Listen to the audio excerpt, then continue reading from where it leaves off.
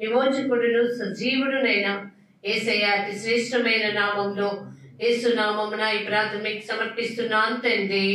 ఆమేన్. మనం చదువుకున్న ఉత్తర ప్రత్యుత్తర భాగాల్లో నుంచి కీర్తన గ్రంథము 147వ కీర్తన 147వ కీర్తనలో మీరు కనుక గమనించినట్లయితే స్టార్టింగ్ వర్స్ ఏమని ఉందండి? యెహోవాను స్తుతించుడి, దేవునికి స్తోత్రము గానము చేయుట. ఈ పాట కూడా ఉంది కదండి, దేవునికి స్తోత్రము గానము చేయుట మంచిది. ఎందుకు చేయుట మంచిదంటే దేవుడు ఏం చేసంట, యెరూషలేమును కట్టువాడు, గుండె చెదరని వారిని బాగు చేయువాడు ఆయనే, నక్షత్రముల సంఖ్యను మరి కనిపెట్టిన దేవుడే, వాటికి పేర్లు పెట్టువాడు కూడా ఆయనే. ఆయన గొప్ప దేవుడు, అధిక శక్తి గలవాడు కాబట్టి ఆయన మనం స్తుతించుట, స్తోత్రించుట, గానము చేయుట మంచిది. అంతే కదా, అది ఏంటంట? మనోహరము. అర్థమైందా అండి? ఇప్పుడు అన్ని మాటలు చెప్తున్నా మరి తెలియపరుస్తున్న దావీదు గారు మరి దేవుడిని స్తుతించు అని చెప్తూ ఆయన జ్ఞానానికి ఏమి లేదని చెప్తాడంటే మితి లేదు. అర్థమైందండి? ఆయన జ్ఞానానికి మితి లేని జ్ఞానము కాబట్టి ఆయన ప్రతి ఒక్కరిని దేవుడు తన సృష్టించిన సృష్టిలో దేనిని వదిలిపెట్టకుండా కాపాడుతుంటే మనుషులంతా దేని వల్ల? తమ జ్ఞానము వల్ల, తమకున్న బలము వల్ల, తమ విద్య వలన, లేకపోతే తమకు కలిగిన సంపాదన వలన మేము ఈ లోకములన్నింటినీ సాధించుకోగలిగామనే స్థితిలోకి వెళ్ళిపోతున్నారట. ఎలా అయిపోతున్నారో చూడండి. 10వ వచనం మనం మాట్లాడుకుందాం. గుర్రముల బలమేందు ఆయన సంతోషించడు, నరుల కాలి సత్తువయందు ఆయన ఆనందించడు. అర్థమైందండి? దేవుడు గుర్రముల బలమునందు ఆయన సంతోషించడు, నరుల కాలి యొక్క సత్తు అంటే ఆ బలమును బట్టి కూడా దేవుడు సంతోషించడు. అదేంటి? నరులకు బలమిచ్చువాడు మరి గుర్రానికి కూడా బలమిచ్చువాడు ఆయనే. కానీ వాటి యందు దేవునికి ఆనందం లేదు. కానీ మనిషి దేన్ని నమ్ముతాడట కదా? వారు దేనిని ఉపయోగిస్తే దాని వల్లే వాళ్ళకి ఏమొచ్చిందని కోరుకుంటారట. వాటి వల్లే మాకు బలం వచ్చింది, ఇదే ఈ రోజు నాకు మంచి చేసి పెట్టింది అని నమ్ముకునే స్థితిలో ఉన్నారట. అయితే కీర్తన గ్రంథంలోకి వెళ్దాం. 20వ కీర్తన 27వ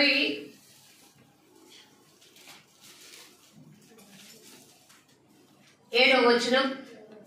కొందరు రథములను బట్టి, కొందరు గుర్రములను బట్టి అతిశయపడుదురు. మనమైతే మన దేవుడైన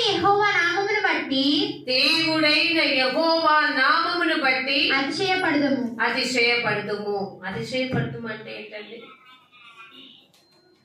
ఆనందించాలి, గర్వపడాలి. ఎవరిని బట్టి? మనల్ని బట్టి కాదు, మనకు కలిగిన విజయాలను బట్టి కాదు, మనకి సర్వమును ఇవ్వగలిగిన సమర్థుడైన దేవునిని బట్టి అతిశయించాలి.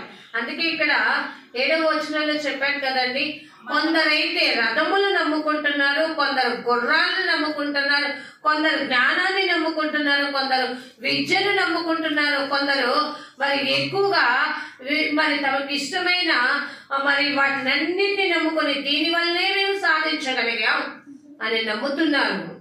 కానీ మీరు నమ్మాల్సింది దేన్ని బట్టో తెలుసా? మీరు అతిశయించాల్సింది దేన్ని బట్టో తెలుసా? మీరు సంతోషించు వాటి యందు నాకు సంతోషము లేదని చెప్తున్నా దేవుడిని బట్టి మనం సంతోషించాలి. హల్లెలూయా. అర్థమైందండి? యెహోవా నామమును బట్టి మనం సంతోషించాలి. యెహోవాను సర్వాధికారము కలిగిన దేవునిని మనం కలిగినందుకు మనం సంతోషించాలి. మనకి సర్వము సమృద్ధిగా దయచేయగలిగిన దేవుడిని బట్టి మనం సంతోషించాలి. 147వ కీర్తనలో ఒక మాట,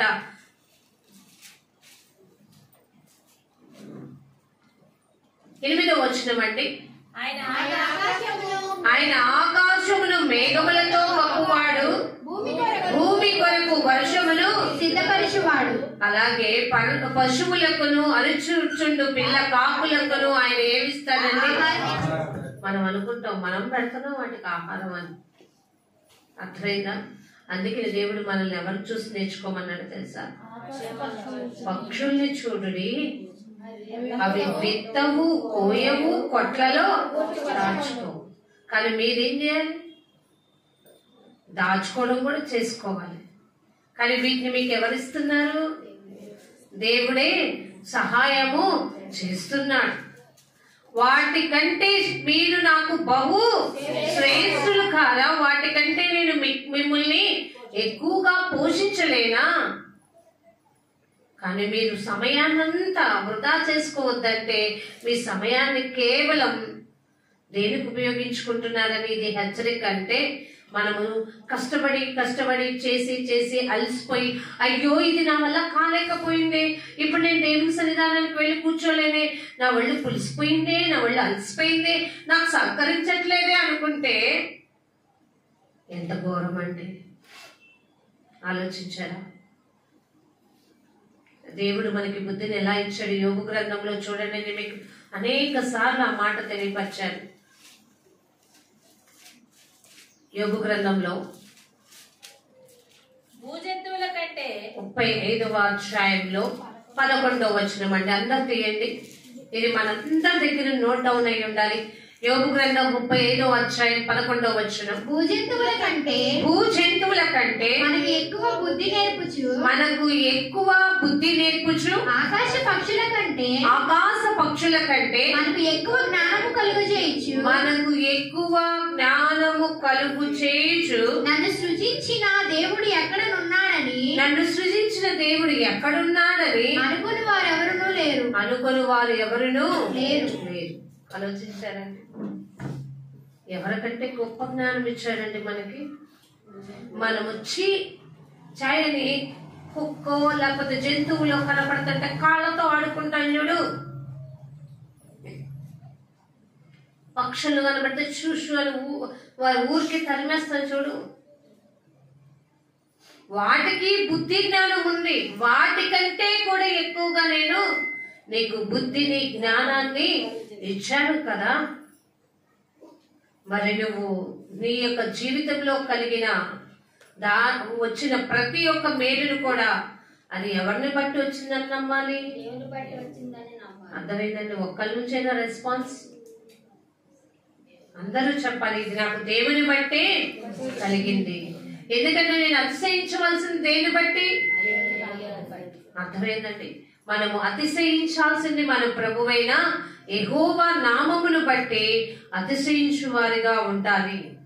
ఎందుకంటే మన కోసము వర్షాన్ని సిద్ధపరిచినది ఆయనే, మన కోసము మరి ఆకాశాన్ని మేఘములతో కప్పినది ఆయనే, నక్షత్రములు మన కోసం వెలిగివ్వటానికి పెట్టినది దేవుడే, మనకి కావాల్సిన సకల సమృద్ధిని దయచేసినది దేవుడే.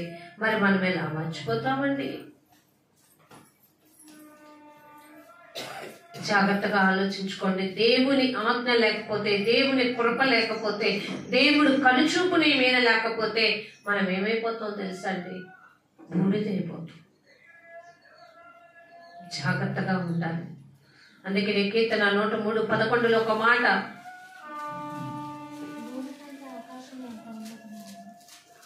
భూమి కంటే ఆకాశము ఎంత ఉన్నతముగా ఉన్నదో ఆయన యందు ఎవరైతే భయము కలిగి భక్తి కలిగి ఉంటారో అలాంటి వారికి అందరికీ ఆయన కృప ఏం చేస్తున్నాడట అండి? అర్థమైందా? మరి నువ్వు విజయం పొందావంటే ఎవరి వల్ల పొందినట్టు? దేవుని కృపను బట్టి విజయాన్ని పొందావు. నువ్వు సాధించగలిగావు ఏదైనా అంటే దేని బట్టి సాధించగలిగావు? దేవుని కృపను బట్టి సాధించగలిగావు.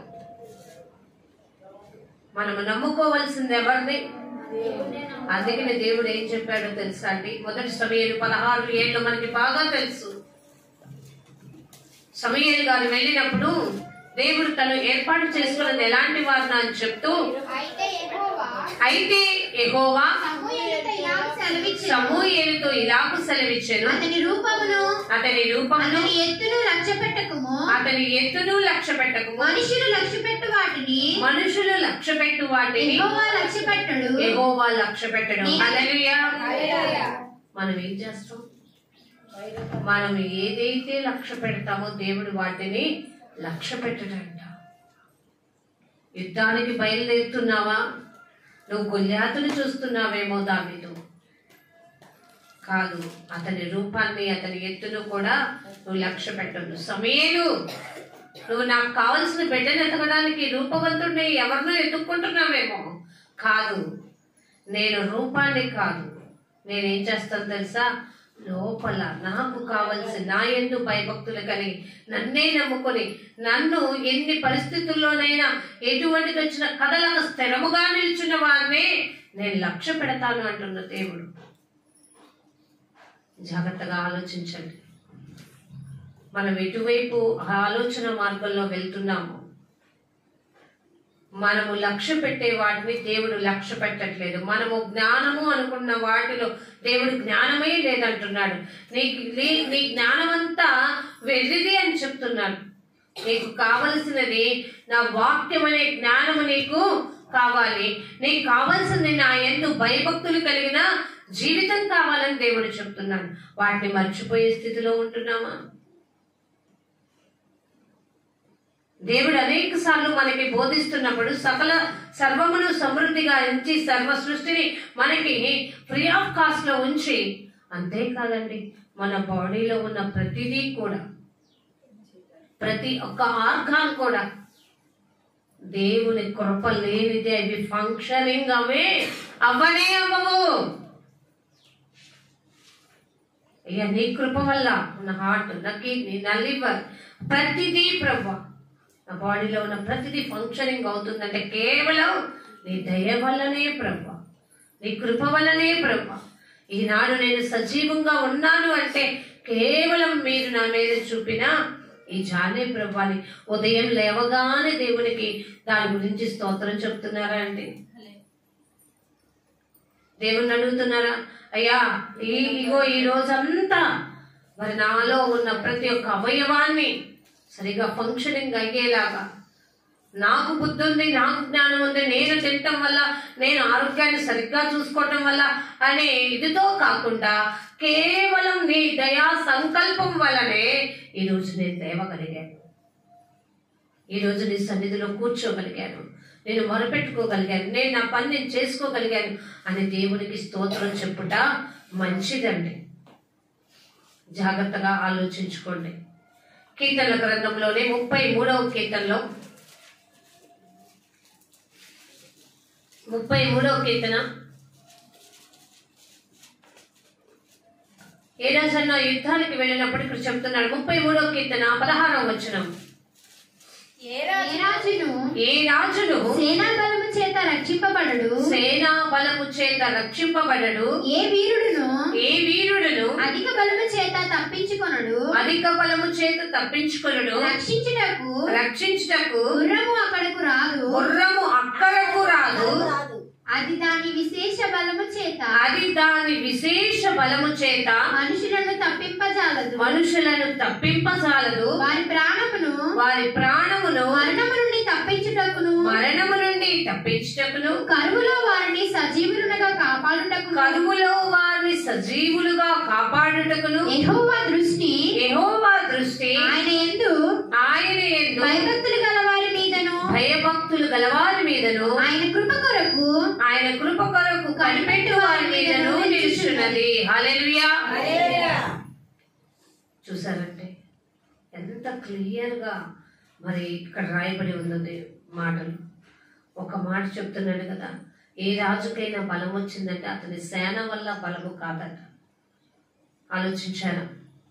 తన సేన ఉండటం వల్ల వాళ్ళు రక్షింపబడ్డారు అని అనుకుంటున్నారేమో, అది కానే కాదట.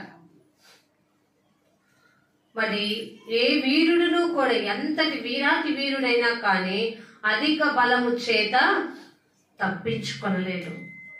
ఏ వీరుడైనా సరే విజయం పొందాలంటే అది దేవుని కృప వలనే.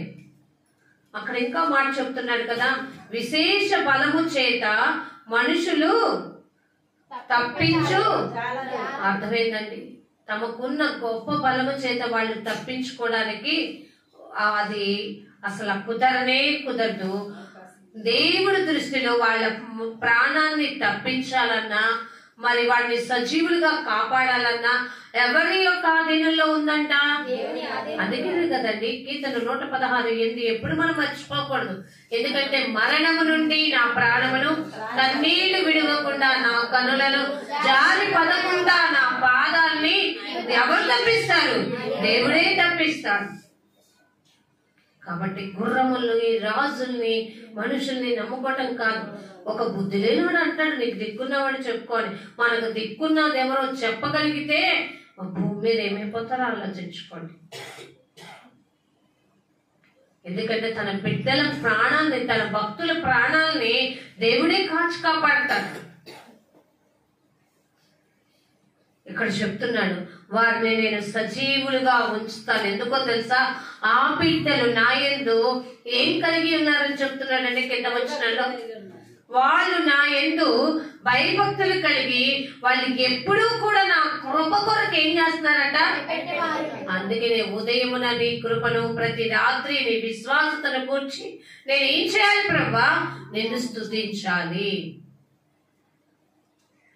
స్తుతి యాగము అర్పించువాడు యెహోవాను ఏం చేస్తాడంట అంటే మహిమపరుస్తాడు.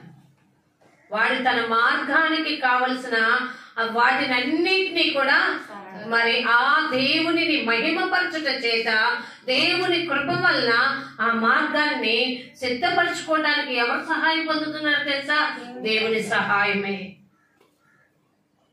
కాబట్టి మనుషుడా, ఏది ఉత్తమమో దేవుడు మనకు తెలియపరుస్తున్నాడు. చాలా బలముతో కలిగిన వీరుడైనా సరే, యుద్ధ నైపుణ్యత కలిగిన వాడైనా సరే, దేవుని కృపలైతే బతకలేడు, జయాన్ని పొందలేడు. ఆలోచించారా? యెహోషాపాతు ఏం చేశాడండి? నలుదిక్కుల శత్రువులు వచ్చారు, కానీ అతను జయించడానికి ఎవరు సహాయాన్ని పొందాడు తెలుసా? దేవుని సన్నిధిలో కూర్చొని దేవుని అడిగాడు, ప్రభా నా శక్తి చాలదయ్యా, నేను దిక్కుదోచని స్థితిలో ఉన్నాను, నీవే నాకు దిక్కు అంటే దేవుడు ఏమన్నాడు తెలుసా? నువ్వు కాముగా ఉండు, యుద్ధము నేను జరిగిస్తాను. భలే ఉంటదండి ఆ యుద్ధం. ఆలోచించారండి. కేవలం ఏం చేయమన్నాడు తెలుసండి అక్కడ? మీరు స్తోత్రము చేస్తూ దేవుని స్తుతించుకుంటూ యుద్ధానికి బయలుదేరండి, అంతే. విజయం నేను కలుగు చేస్తానన్న దేవుడు తన బిడ్డల్ని విడిచిపెట్టేవాడు కాదండి. ఆలోచించుకోండి. యుద్ధ వీరుడా, నువ్వు దేవుని యొక్క యుద్ధ వీరుడుగా ఉండాలి. ఎందుకంటే ఎండింగ్ టైం వచ్చేసిందండి. యోబు గ్రంథం 39వ అధ్యాయం.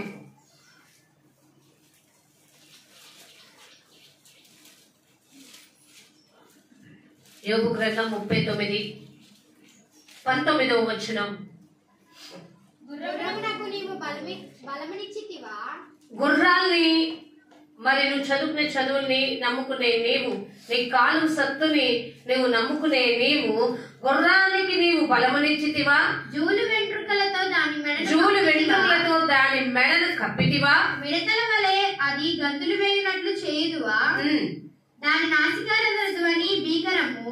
మైదానంలో అది కాలు దువ్వి తన బలమును బట్టి సంతోషించును. అది ఆయుధదారులను ఎదుర్కొనబోవును. అది భయము పుట్టించిన దాన్ని వెక్కిరించి భీతి నొందకుండును. ఖడ్గమును చూచి వెనుకకు తిరగదు. ఎవరండి? అర్థమైందండి. దీనికి అన్నిటికీ ఈ ధైర్యాన్ని ఇచ్చింది ఎవరట? అర్థమైందండి.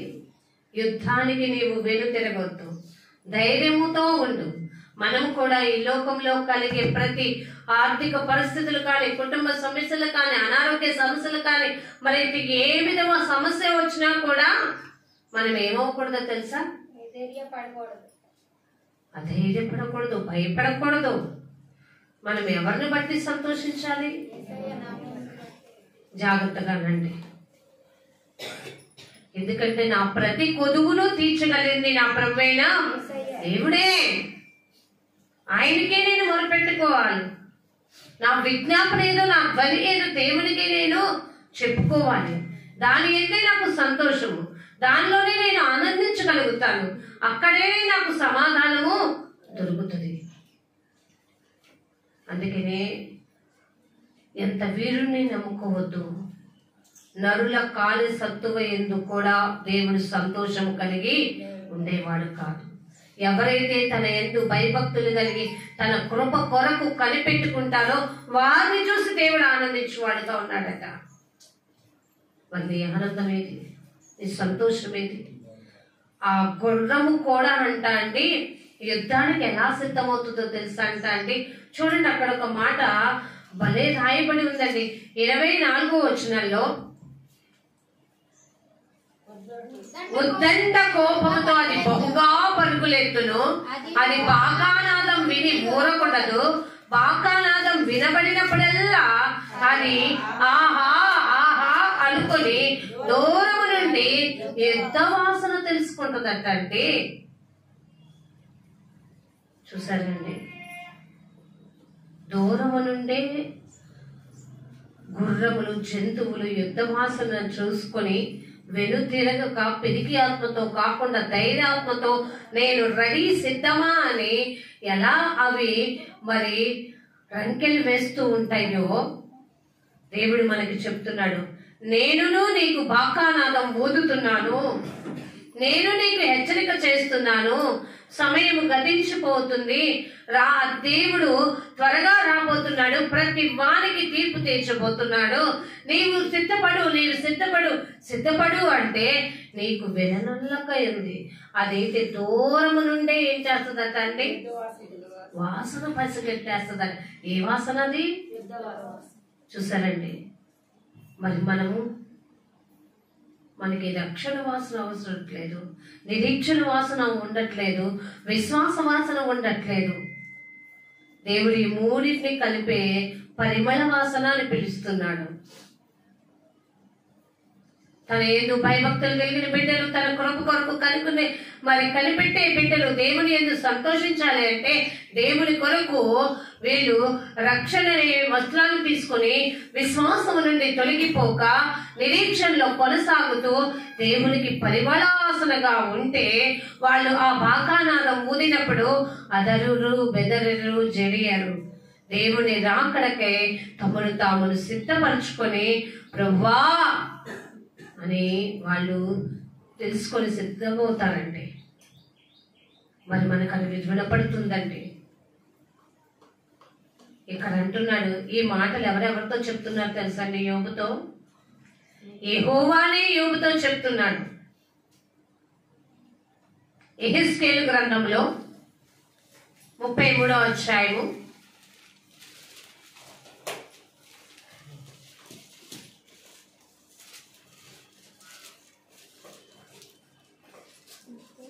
33వ అధ్యాయంలో 2వ వచనం నుంచి, నరపుత్రుడా నీవు నీ జనులకు సమాచారము ప్రకటించి వారితో ఇట్లనుము, నేను ఒకానొక దేశము మీదికి ఖడ్గమును రప్పించగా ఆ జనులు తమలో ఒకరిని ఏర్పరచుకొని కావలిగా నిర్ణయించిన ఎడల అతడు దేశము మీదికి ఖడ్గము వచ్చుట చూచి బాకా ఊది జనులను హెచ్చరిక చేసిన సమయమున ఎవడైనను బాకానాదము వినియును జాగ్రత్త పడనందున ఖడ్గము వచ్చి వాని ప్రాణము తీసిన ఎడల వాడు తన ప్రాణములకు తానే ఉత్తరవాది. అర్థమైందా అండి? హెచ్చరిక అంట. మన దేశానికి కూడా యుద్ధం వస్తున్నప్పుడు కొంతమందిని పెడతారు కదా, యుద్ధ సమాచారం మన దేశం మీదకి వస్తుందా, శత్రువులు మన దేశం మీదకి వస్తున్నారా కనిపెట్టి మనకి ఏం చేయాలి ఇన్ఫర్మేషన్ ఇవ్వాలని అనేక మంది సైనికుల్ని యుద్ధవీరులు తయారు చేస్తున్నారే. ఆలోచించండి జాగ్రత్తగా. ప్రతి సైనికుడు కూడా దానికి సిద్ధపడి మరి అలర్ట్నెస్ తో ఉంటున్నారే, అలాంటి అలర్ట్నెస్ లేని వాడిని ఉద్యోగంలో ఉంచుతారండి. మిలిటరీ అయినా, ఆర్మీ అయినా, మరి ఇంకా చాలా వచ్చాయి, ఆలోచించుకోండి. మరి మనము క్రీస్తు రాయబారులం అండి, మనము సైనికులం. మనము ఆ బాకానాదాన్ని ఊదుతున్నప్పుడు తెలుసుకొని సంసిద్ధము కావాలని మనకి హెచ్చరిక. అందుకే ఆ బూరలు ఊదుతారు. 1వ బూర, 2వ బూర, 3వ బూర, ప్రతి బూర ఊదినప్పుడు ఏమేమి జరగబోతున్నాయో మనకి ముందుగానే మనకి రాసి ఉంచారే ప్రకటన గ్రంథంలో. ఇక్కడ అన్న మాట తెలుసా, నీ జనులకు నువ్వు సమాచారం ప్రకటించి వారితో ఇట్లా చెప్పు. ఏమని చెప్పాలంటే, నేను ఒకానొక దినము నా దేశం మీదకి ఖడ్గము రప్పిస్తున్నప్పుడు ఆ జనులలో ఒకరిని నేనేం చేసుకున్నాను తెలుసా, ఆ దేశం మీదకి ఖడ్గం వచ్చినప్పుడు ఒకరిని నేను కావలిగా. ఆ కావలివాడు ఎవరో తెలుసా మీకు? ఇక్కడ ఉన్న దైవజనుడు నీకు చెప్తున్నాడు, అమ్మా దేశం మీదకి, మన కుటుంబం మీదకి రాబోతుంది, సంసిద్ధముగా సిద్ధపడు, ఇకనైనా నీవు దేవుని వైపు చూడు అని రోజు ఊదుతూ ఉంటే, మాకొద్దు ఈ రక్షణ, మాకొద్దు ఈ దేవుడు, మాకు ఇంకా సమయం కావాలని ఉంటుంటే ఎప్పుడు ఎలా గతించిపోతాయో రోజులు ఆలోచించుకోండి. అందుకే నేను అక్కడ అంటున్నాడండి, నేను ఆ దేశం మీదకి ఖడ్గము వచ్చుట చూచి నేను ఎవరినైతే కావలి ఉంచాను ఆ కావలి వాడు బాగా ఊది జనులకు హెచ్చరిక చేసే ఆ సమయంలో ఎవడైనను. మరి దైవజనుడు అంటే ఏంటి? దైవజనుడు అంటే ఏంటి? హెచ్చరించుటలోను, ఖండించుటలోను, బుద్ధి చెప్పుటలోను సన్నద్ధుడై ఉండాలి. మనకెప్పుడు లాలి మాటలు, ప్రేమ మాటలు, ఆశీర్వాదపు వచనపు మాటలే చెప్పి మనల్ని ఉత్తేజపరిచేలాగా అలా ఉంటే అది సరైనది కాదండోయ్. దేవుడు నిన్ను దీవిస్తాడు, ఆశీర్వదిస్తాడు, నీకు కావలసిన మేలులతో దేవుడు తప్పకుండా నింపుతాడు. కానీ ఆయన ఎందుకు భయభక్తులు కలిగి జీవించు, ఆయన కృప కొరకు కనిపెట్టుకో, ఆయనలో ఆనందించు. నీకు ఏది కూడా కొదువు కాకుండా దేవుడు నిన్ను కావలి కాస్తాడు. ఎందుకో తెలుసా, తన నామాన్ని భూమి మీద నువ్వేం చేయాలి? ప్రకటన చేయాలి. అందుకే ఇక్కడ అన్నాడు కదా, ఎవడైనా విని జాగ్రత్త పడితే మంచిది, ఎవడైనా నువ్వు బాకానాదం వినియుడు జాగ్రత్త పడనందున ఆ ఖడ్గము వచ్చి వాని ప్రాణాన్ని ఏం చేస్తుందట? రేపు జరగబోయేది ఇదేనండి. ప్రాణము తీసివేసిన వాడు తన ప్రాణానికి అదేంటి? ఎందుకంటే దేవుడు చెప్పాడు, వాడి నాశనానికి వాడే ఉత్తరవాది, తన ప్రాణానికి తానే ఉత్తరవాది. ఎలా నీ ప్రాణం పోయిందంటే, నేను దేవుని మాట వినకపోవటం వల్లే నా ప్రాణం సంకటంలో పడింది. ఆలోచించారా? సెపరేట్ చేసుకోవాలి.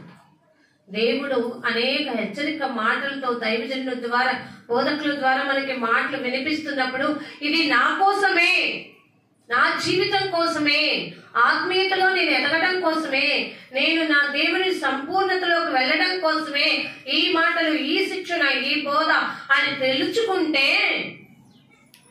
అట్టివాడి నిజమైన క్రైస్తవుడు. ఇది దేవుని హెచ్చరిక కాదు, ఇది సొంత బోధ అనుకొని నిన్నే అన్నారనుకో, నువ్వు పక్కా తప్పుకున్నావు అనుకో, నువ్వు ఎన్ని చోట్లకు మారినా నీ బుద్ధి మారకపోతే, నువ్వు మారపోతే బాకానాదం ఊదినప్పుడు నిన్ను నువ్వు ఖడ్గం నుంచి తప్పించుకోగలిగిన శక్తి ఉందేమో పరీక్షించుకోవాలి. ఎందుకంటే నాశనానికి మీరే ఉత్తరాది, ప్రాణమును పోగొట్టుకోవడానికి మీరే ఉత్తరవాదులని చెప్తున్నారు. ఇంకో మాట అక్కడే ఉంది చూడండి, 5వ వచనంలో, బాకానాదం వినియుడు వాడు జాగ్రత్త పడకపోయేను కనుక తన ప్రాణమునకు తానే ఉత్తరవాది. ఎందుకంటే వాడు జాగ్రత్త పడిన తన ప్రాణాన్ని ఏం చేసుకుంటాడు? అర్థమైందండి. ఇప్పుడు మీరు రక్షణ తీసుకొని దేవుని కొరకు జాగ్రత్తగా వెతకాలి. రక్షణ తీసుకున్న పిల్లలు దేవుని పిల్లలుగా ఉంటూ జాగ్రత్తగా మీ భక్తిని కాపాడుకోవాలి. ఎందుకంటే సాతాను తంత్రాలు మీరు ఎరుగని వారు కారు కాదా. అది ఎట్లయినా మీ యొక్క సరళత నుండి, పవిత్రత నుండి మిమ్మల్ని ఎలైనా తొలగించి ఇది నిజమా అని ప్రశ్నించే స్థితికి తీసుకెళ్లిపోయి మిమ్మల్ని నమ్మించి మోసపు ఊట్లో ఉంచి తిరిగి మీరుమంటూ కింద పడేసి మీకు దురాశ కలిగించి పాపాన్ని కలిగించి ఆ పాపము పరిపక్వమై మరణానికి తీసుకెళ్లేంత వరకు కూడా అది మిమ్మల్ని వదిలిపెట్టదు. అదే వాక్యం అనే ఖడ్గం నీలో పనిచేస్తుంది అనుకో, ఆ వాక్యనాదం నాకు వినబడుతుందని నువ్వు సెటరేట్ చేసుకుని జాగ్రత్త పడ్డావనుకో, నువ్వేమైపోతావు తెలుసా? రక్షింపబడతావు. రాహాబుకు తెలిసింది కదండి ఆ విలువ. మేము నశించిపోకుండానట్లు మాకేం కట్టమందంటే అక్కడ మాకు రక్షణ కావాలి. నశించిపోవడం మాకు ఇష్టం లేదయ్యా. ఈ దేవుడు గొప్పతనం మాకు తెలుసు. ఆయన చేసిన ఆశ్చర్యకార్యాలు చూస్తుంటే, ఎర్ర సముద్రాన్ని పాయం చేయడం చూస్తుంటే మా గుండెలు కరిగిపోయినాయి అని చెప్పింది. ఎన్ని బాకానాదాలు ఎన్నిసార్లు ఊదుతున్నా మనలో గుండెలు కరగకుండా మనల్ని మనం జాగ్రత్త పరుచుకోకుండా ఉంటే ప్రాణానికి మనమే ఉత్తరవాదం ఏంటంటే. ఏమి నమ్ముకుంటున్నావు? బ్యాంకులో ఉన్న బ్యాలెన్స్ చూసి నమ్ముకుంటున్నావా? నువ్వు కలిగి ఉన్న బిల్డింగ్ని చూసి నమ్ముకుంటున్నావా? లేకపోతే నువ్వు ఆరోగ్యంగా ఉన్నానులే అనుకుని నమ్ముకుంటున్నావా? తస్మాత్ ఇవన్నీ కూడా నీకు అక్కడికి రానే రావు. నీ ప్రాణానికి దేవుడు నిన్ను ఉంచాలి భూమి మీద. దేవుని చిత్తమైతే దేవుడు ఉంచుతాడు. నీకు అవకాశం ఇవ్వాలి ఇంకొకసారి అంటే దేవుడు ఇస్తాడు. నేను లేదు, ఇతని వల్ల ఉపయోగం లేదు, ఇతని ఆయుష్ అయిపోతే వ్యర్థముగా గడిపాడు, వృధాతిశయంతో గడిపాడు, ఇతను దేవుని మాటలకి హెచ్చరికకి ఏనాడు జాగ్రత్త పడినవాడు కాదనుకుంటే, తన ఎందు భయభక్తులు కలిగిన వాడు కాదనుకుంటే, ఆయన దేవుని కొరకు కనిపెట్టుకునేవాడు కాదనుకుంటే దేవుడు విడిచిపెడతాడు. జాగ్రత్త. ఏం సమాధానం చెప్పుకుంటావు? అయ్యో అయ్యో అయ్యో అయ్యో అని అంటే ఆలోచించావా? గుర్రమే బాకానాదం ఊదినప్పుడు ఆహా ఆహా అనుకుంటదట. ఆలోచించండి, మనం ఎలా ఉండాలి? ఆర్తనాదాలు చేస్తున్నాయి కొన్ని ఆత్మలు.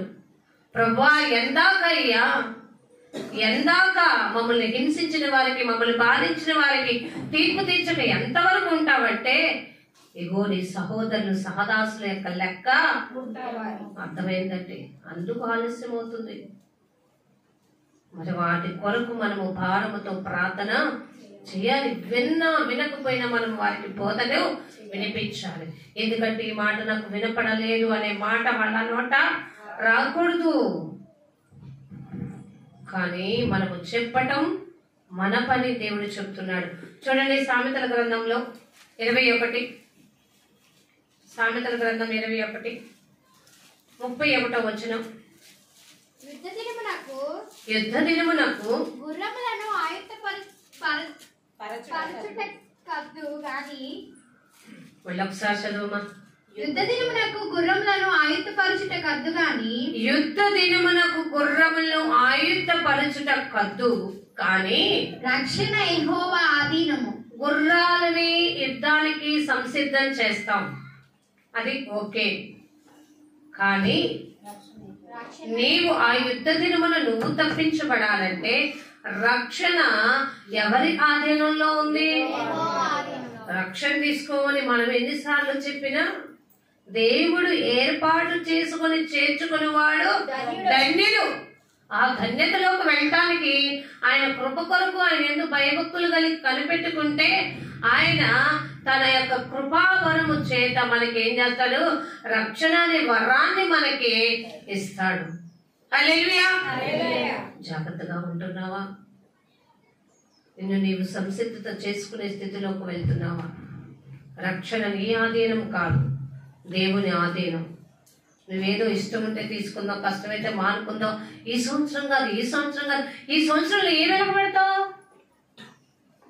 దేవుడే ఈ సంవత్సరం తీసుకుంటే ఏం చేస్తావు? దేవునికి అయిష్టంగా ఉండి చేసిన ఆ పాపపు కార్యాలు చాలేదా?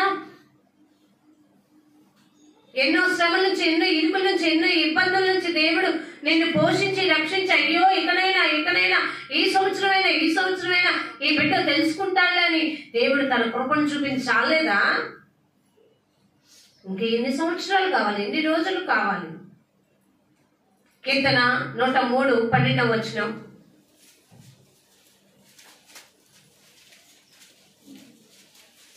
పడమటికి తూర్పుకి ఎంత దూరమో, పడమటికి తూర్పు ఎంత దూరమో ఆయన మన అతిక్రమములను మనకు అంత దూరము పరిచి ఉన్నాడు. దేవుడు మన అతిక్రమములంట మనకంట అంత దూరపరిచి ఉన్నాడట. ఆలోచించావా? ఈ లోకంలో ఏ చెడు కార్యాలు చూడటానికి నిన్ను వద్దనుకుంటున్నావు? దేవుని బిడ్డగా ఉండడానికి ఎందుకు ఇష్టపడట్లేదు? స్నేహితుల కోసం వద్దనుకుంటున్నావా? ఈ లోకంలో ఉన్న ఆ సినిమాలు చూడటానికి పోరాటపడుతున్నావా? లేకపోతే ఈ లోకంలో ఉన్న ఎంజాయ్మెంట్ కావాలనుకుంటున్నావా? వాక్యం వినపడుతుంది కదా, వాక్యానాదం తెలియపరుస్తుంది కదా, నువ్వు జాగ్రత్త పడిపోతే నీకే కష్టం అని చెప్తుంది కదా. కరోనా వస్తుందిరా బాబు జాగ్రత్త అంటే ఆనాడు జాగ్రత్త పడిన నీవు, అరే నువ్వు దేవుని యొక్క వాక్యానాదం విని కూడా సిద్ధపడకపోతే నువ్వు నశించిపోతావు. నీ ప్రాణానికి నీవే ఉత్తరవాది, నీ నాశనానికి నీవే ఉత్తరవాది అని చెప్తుంటే విననల్లని, వినిపించని, లోపడనల్లని మనసు ఎందుకు ఉంటుంది? మూర్ఖత్వమా? విసర్జించే లక్షణమా? జాగ్రత్త పడండి. ఒకవేళ నువ్వు పిరికివాడివేమో రక్షణ తీసుకోవడానికి, దేవుని దగ్గరికి రా, దేవుని అడుగు, దేవుడే ధైర్యాత్మనిస్తాడు. సమస్యల వల్ల భయపడుతున్నావా? అనారోగ్యం వల్ల భయపడుతున్నావా దేవుని దగ్గరికి రావడానికి? ఈ లోకం వాళ్ళు నీకు ఆరోగ్యం బాగున్నంత వరకు వాడుకుంటారు. నీకు ఏమీ లేనప్పుడు వాళ్ళు ఏమంటారు తెలుసా? నీకు కొంచెం సహాయం చేసిన పక్కకి ఏమంటారు? ఎంతకాలం అంటారు. ఆలోచించావా? యోబు పరిస్థితి మనకు తెలుసు కదా. ఒక్కడు కూడా మిగలేదట, అందరిని విడిచిపెట్టి వెళ్ళిపోయారట. ఎప్పుడు అది గుర్తుపెట్టుకోండి. అయ్యో నేను ఎంత మందికి సహాయం చేశాను ఆనాడు, ఈనాడు నేను ఈ పరిస్థితుల్లో ఉంటే ఒక్కడు కూడా నా దగ్గరికి రాలేదే, అయ్యో అని మొరపెట్టాడట యోబు. ఆలోచించుకో, నిర్లక్ష్యంతో ఉండమాక. నీ హృదయము దేవుని వైపు తిప్పి దేవుని అడుగు. దేవుడు నీ కన్నీళ్లు చూసి, నీ పశ్చాత్తాపాన్ని చూసి శాంత హృదయుడు కాబట్టి, దయా హృదయం కలిగిన వాడు కాబట్టి ఆయన నీ పాపములు క్షమించి నీకు రావాల్సిన ఆ కీడు నుండి తప్పించి నిన్నేం చేస్తాడో తెలుసా అండి? మేలుతో నింపుతాడట. హల్లెలూయా. జాగ్రత్త పడతావా? ఎబ్రీయులకు రాసిన పత్రిక 11వ అధ్యాయం 6వ వచనం.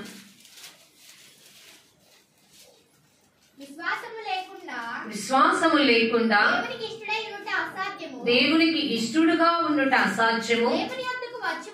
దేవుని యొద్దకు వచ్చువాడు ఆయన ఉన్నాడనియు తన్ను వెదుకు వారికి ఫలము దయచేయువాడనియు. అర్థమైందండి? నువ్వు తప్పకుండా ఆయన్ని వెతికితే ఆయన డెఫినెట్ గా నీకేమిస్తాడట? ఫలము ఇస్తాడట. నువ్వు దేవుని దగ్గర నుంచి ఫలము పొందుకోవాలనుకుంటున్నావా? నమ్మకంతో దేవుణ్ణి వెతుకు, నమ్మకంతో దేవుని యందు ఇష్టం కలిగి జీవించు. స్నేహితులు యందు నమ్మకం లేదు. స్నేహితులు నమ్ముకున్నావా? అపాయంలో పడిపోతావు. దేవుని కంటే ఈ లోకాన్ని ఎక్కువగా ప్రేమిస్తున్నావా? అపాయంలో పడిపోతావు. దేవుడు ఇస్తున్న భాగానాదాన్ని నువ్వు వినపోవట్లేదా? వాక్యాన్ని లక్ష్యం పెట్టట్లేదా? నువ్వు అపాయంలో పడతావు. అప్పుడు నీకు అపాయం వచ్చి చూచి ఏం చేస్తారట? నువ్వు దాక్కుని అప్పుడు మొర పెడతావు.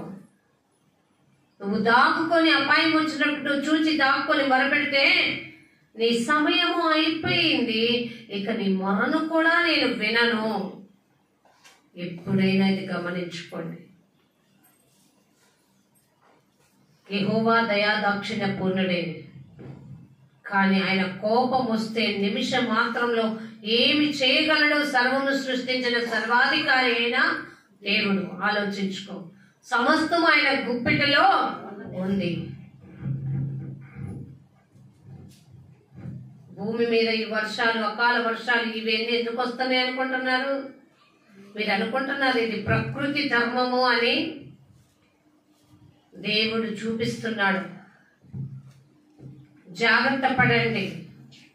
దేవుని ఆజ్ఞ లేని ఏది కూడా జరగదు. సమస్తం ఆయన ఆధీనంలో ఉంది. ఎందుకు ఈ కరువులు, విపత్తులు అంటే మనుషులు నా మాట వినకపోవుట వలనే, నన్ను లక్ష్య పెట్టకపోవుట వలనే. ఆలోచించారా అండి? ఏ బలము కావాలండి? నరులను నమ్ముకుంటా వేస్ట్, గుర్రములు నమ్ముకుంటా వేస్ట్. హోషేయ గ్రంథంలో క్లోజ్ చేసేస్తాను. హోషేయ గ్రంథం 1వ అధ్యాయం 7వ వచనంలో,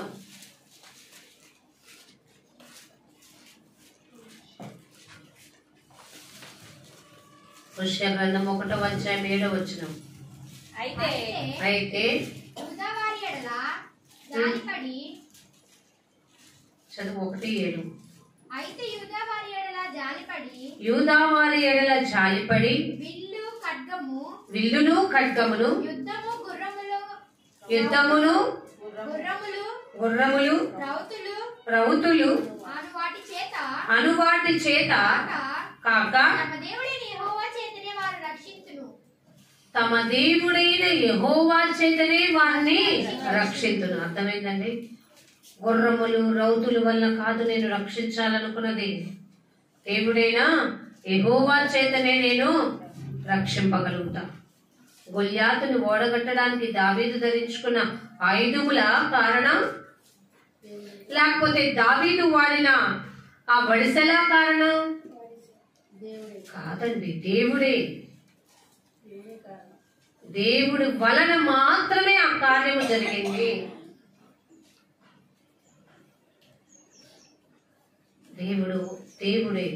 దేవుడే మన జీవితాల్లో కార్యములు చేయగలడు. దేవుడే మన బ్రతుకులను మార్చగలడు. దేవుడే మన జీవితాలను సరి చేయగలడు.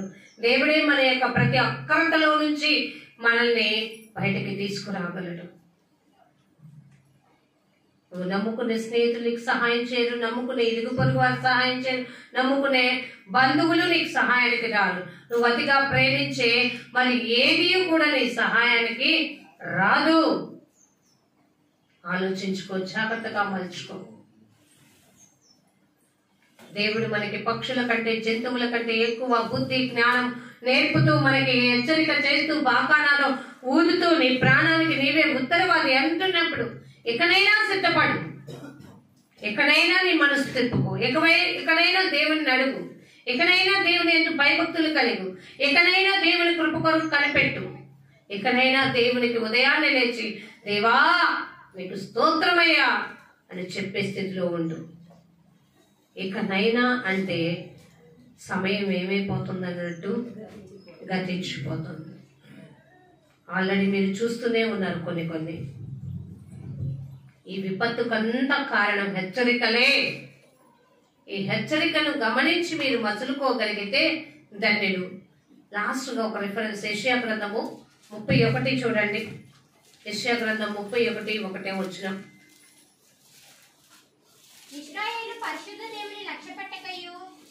వాళ్ళు ఇశ్రాయేలు పరిశుద్ధ దేవుని లక్ష్య పెట్టకయు యెహోవా యొద్ద విచారింపకయు. ఆగండి అండి, మన సహాయం కోసం మనం ఎవరిని అడగాలండి? మన పితరులు ఏం చేశారట? సహాయం కోసం ఎవరిని అడిగారట? అక్కడ రాయబడింది చూడండి, ఇశ్రాయేలు పరిశుద్ధ దేవుని లక్ష్య పెట్టలేదు. అయితే వాళ్ళు యెహోవా దగ్గర ఏం చేయలేదు? మనము ప్రతి అవసరత నిమిత్తం దేవుని దగ్గరే లక్ష్య పెట్టాలి, దేవుని దగ్గరే విచారణ మనము చేయాలి. ఇక్కడ ఏమంటున్నాడంటే సహాయం నిమిత్తం ఈ 2 పనులు వాళ్ళు చేయక ఐగుప్తునకు వెళ్ళుచు గుర్రములను ఆధారము చేసుకొని వారి రథములు విస్తారములనియు రౌతులు బలాఢ్యులనియు వారిని ఆశ్రయించు వారికి ఏం కలుగుతుందో తెలుసా? మరి ఇందాకేంటి మనం చూసుకున్నాం, గుర్రములు కాదు రౌతులు కాదు, రక్షణ యెహోవా వలనే వస్తుంది, జయము మరి దేవుని వల్లే వస్తుందని కదా నమ్మాం. మరి గుర్రాల్ని, బలాల్ని, జ్ఞానాన్ని, బిల్డింగుల్ని, డబ్బుల్ని, ఆరోగ్యాన్ని, నీ సత్తుని నమ్ముకుంటే నీకేమవుతుంది చెప్పండి? ఏమొస్తుంది? శ్రమ వస్తుంది. జాగ్రత్తగా ఉండండి. ఏ దినమందు ఏ క్షణమందు తెలియదండి. నీడ వలె సాగిపోయే ఈ బ్రతుకులలో, ఊపిరి ఆగిపోయే ఈ బ్రతుకులలో, ఎప్పుడు ఎలా మరణిస్తామో తెలియని మన బ్రతుకులలో మనము దేవుని యొక్క వాగ్దానానికి, హెచ్చరికకి మనము జాగ్రత్త పడి మనల్ని మనం సంసిద్ధత చేసుకొని దేవుని వైపు మనల్ని మనం మళ్ళుకోగలిగినప్పుడే, జాగ్రత్త పడినప్పుడే మనము ఏమవుతామంటే సేవ్ అవ్వగలుగుతాం, రక్షింపబడగలుగుతాం. లేకపోతే మన ప్రాణానికి, మన నాశనానికి మనమే ఉత్తరవాదులు. అందుకే ఈ క్షణము తెలియదు కాబట్టి మీ చిన్న బిడ్డలైనా ఇప్పటి నుంచే ఏం చేయాలో తెలుసా? దేవుల్లో పెంచడానికి ప్రయాసపడండి, జాగ్రత్త పడండి. దేనిని నమ్ముకొనకండి, దేవునినే నమ్ముకోండి. దేవుని యందు భయభక్తులు కలిగి జీవించండి. దేవుని కృప కొరకు కనిపెట్టండి. దేవుని యందే ఆశ్రయించండి. దేవుని నమ్ముకున్న నీవు ఎవరి దగ్గర లక్ష్య పెట్టొద్దు, మనుషుల దగ్గర లక్ష్య పెట్టొద్దు, దేవుని దగ్గరే లక్ష్య పెట్టు. నీ సమస్యలు మనుషుల దగ్గర విచారించొద్దు, దేవుని దగ్గరే విచారించు. మనుషులను నమ్ముకోమాక దేవుని నమ్ముకో. దేవుని యందు భయభక్తులు కలిగి జీవించు. ఆయన కృపను కొరకు కనిపెట్టు. కానీ నీ ప్రవర్తన సరిగా లేకపోతే ఆ దేవుడు కూడా నీ సహాయానికి రాడు. నువ్వు అనుకోవచ్చు, ఎవరు చూడట్లేదులే, నేను ఇక్కడ ఎక్కడుంటే ఎవరు చూశారు అనుకుంటున్నామేమో. కానీ దేవుని కనుదృష్టి లోకమంతటా సంచారము చేసి నువ్వు చేసే ప్రతి పనిని గమనించి నీకు ప్రతిఫలం ఇవ్వడానికి కూడా రెడీగా ఉన్నాడు. జాగ్రత్తగా ఉండు. కళ్ళు మూసుకోండి, ప్రార్థన చేసుకుందాం. ఈ యొక్క లేఖన భాగాన్ని దేవుడు మన వినికిడిలో దీవించును గాక. ఆమేన్. ప్రతి ఒక్కరూ మీరు కళ్ళు మూసుకొని దేవుణ్ణి అడగండి. ప్రభా, సృష్టిలో ప్రతి ఒక్కటి కూడా, మేఘాలైనా, వర్షాలైనా, భూమి అయినా, ప్రతిదీ కూడా నీ చిత్త ప్రకారమే జరుగుతున్నాయి. అది ప్రకృతి ధర్మము అనుకొని జీవిస్తున్న వారుగా కాకుండా దేవుని కృప వలనే ఇవి సమస్తము జరుగుతున్నాయని గుర్తుంచుకునే వారిగా ఉండునట్లు ప్రభ మాలో ప్రతి ఒక్కరిని సంసిద్ధతలోకి నడిపించండి అని అడగండి. ప్రేమ నమ్మకము కలిగిన మా ప్రియమైన పరలోకపు తండ్రి, యేసయ్యా మీకు వందనాలు చెల్లిస్తున్నాం. మీ అమూల్యమైన మాటలు మీరు మాకు వినిపించారయ్యా. గుర్రముల్లో, రాజుల్లో, నరుల్లో నమ్ముకొని వాటి యందు ఆనందించువాడు దేవునికి దూరముగా ఉంటాడు. ఎందుకంటే ఏ ఒక్క మనుషుడు కూడా రెండిటికి దాసుడుగా ఉండలేడు. కాబట్టి ఈ లోకాన్ని ప్రేమించేవాడు నీకు దూరంగా ఉంటాడు, నిన్ను ప్రేమించేవాడు ఈ లోకానికి దూరం అయిపోతాడు. కాబట్టి ఏది మంచిదో, ఏ వాగ్దానం వల్ల నువ్వు రక్షింపబడతావో తెలుసుకొని నీ ప్రాణము అంధకారమయంలోకి వెళ్ళకపోక ముందే జాగ్రత్త పడమని మీరు ఆ ఇస్తున్న ఆ ఖడ్గము నైనా తెలుసుకొని ముందుకు సాగే ప్రతి ఒక్కరిని నైనా మీరు దర్శించండి.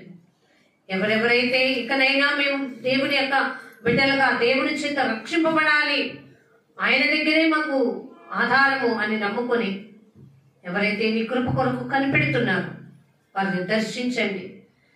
వారి యొక్క మనసులు మార్చుకొని కరుణా చిత్తులై పశ్చాత్తాపంతోనైనా మిమ్మల్ని అడిగి రక్షణలోకి వెళ్ళటానికి తమను తాము ఆయుధపరుచుకునే వారిగా ఉంచమని, అలాగే రక్షింపబడిన బిడ్డలు విశ్వాసములోనైనా అనేక పరీక్షలు వస్తున్నప్పుడు శ్రమల యందును అతిశయపడుతూ నైనా నిరీక్షణని కోల్పోకుండా నీ వాక్యపు హెచ్చరిక మాటలు తెలుసుకొని ఏ విధంగా వాక్యము ద్వారా కట్టబడి పిడికాత్మతో కాకుండా ధైర్యాత్మతో తమను తాము సిద్ధము యుద్ధానికి ఎలా సిద్ధము చేసుకుంటున్నారు ఆ విధంగా ఉండటానికి సహాయం చేయమని, నీ మాటల ద్వారా కట్టబడాలి, నీ మాటల ద్వారా మేము పోషించబడాలి, నీ మాటల ద్వారానే మేము ప్రతి విషయంలో ఎదిగి ఫలించినట్లుగా సహాయమును దయచేయమని, విన్న మాటలు నీ బిడ్డల యొక్క హృదయాల్లో నీరు కట్టి ఫలింప చేయమని నా ప్రియ రక్షకుడైన విమోచకుడైన సజీవుడైన యేసు అతి శ్రేష్టమైన నామంలో యేసు నామమునే ప్రార్థన మీకు సమర్పిస్తున్నాను తండ్రి.